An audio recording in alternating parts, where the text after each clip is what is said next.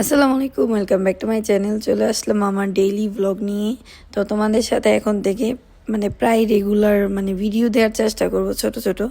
তো আজকে সকালের দিকে উঠেছিলাম, আমার মেয়ের পরীক্ষা। তো ও সকালে একটু ঘুম থেকে উঠতে চায় না, গরমের দিন ঠিক ছিল, কিন্তু এই শীতের দিন আসার পরে একদমই ঘুম থেকে উঠতে চায় না। তো আজকেও উঠতে চাচ্ছিল না, কান্না করতেছিল। কান্না করে লাভ নেই, কারণ পরীক্ষা, না যে উপায় নেই। তারপর ওকে রেডি করে দিলাম। তখনও ওর ঘুম চোখে থেকে কাটেনি। তারপর ওকে নিয়ে মাদ্রাসা এখন দিয়ে আসবো। আর মাদ্রাসাটা আমাদের বাসার খুবই কাছে। তো মাদ্রাসায় দিয়ে একটু বসে গার্জিয়ানদের সাথে একটু কথাবার্তা বলে পরে বাসায় এসে পড়েছি। আর যেহেতু গলার অবস্থা খুবই খারাপ, তাই একটু গরম পানি খেয়ে নিচ্ছিলাম।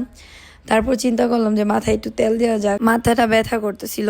তারপর তেল তো জমে গিয়েছে, তাই একটু গরম পানি করে বসিয়ে দিয়েছিলাম।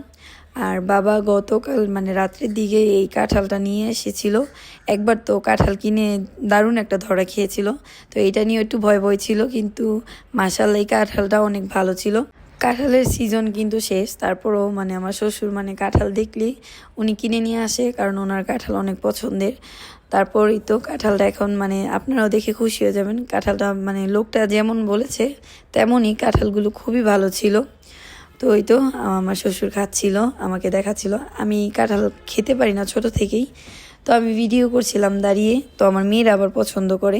তারপর মাহিয়াতকে খাওয়াবো, ও আমার হাতে খাবে না, ওর জেডির হাতে খাবে। তো ভাত নিয়ে ওর জেডির কাছে চলে গিয়েছিল। তারপর বাবা আজকে বললো যে গরুর মাংস খাবে, তো বলছিল মাটির হাঁড়িতে রান্না করা হবে নাকি। তো আমি চেক করার জন্য আমাকে বলেছিল যে মাটির হাঁড়ি চুলা দিয়ে দিতে। তো আমি দিয়ে দিয়েছিলাম।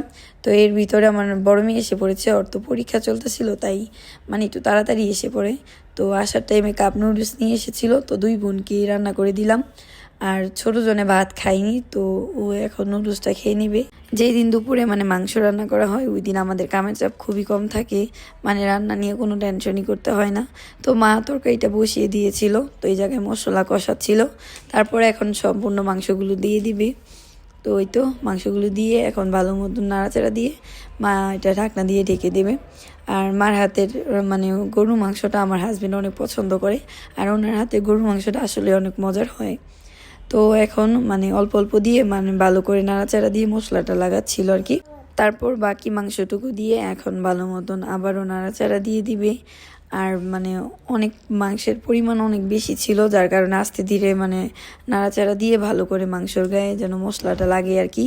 তো মা আবার সুন্দর করে কষিয়ে রান্না করে, ঝাল ঝাল করে। যেই দিন আমাদের কামের চাপ কম থাকে, ওই দিনকেই আমাদের রান্না করতে করতে দেরি হয়ে যায়, এবং যেই দিন রান্নার আইটেম বেশি থাকে ওই দিনকেই তাড়াতাড়ি রান্না করা হয়ে যায়।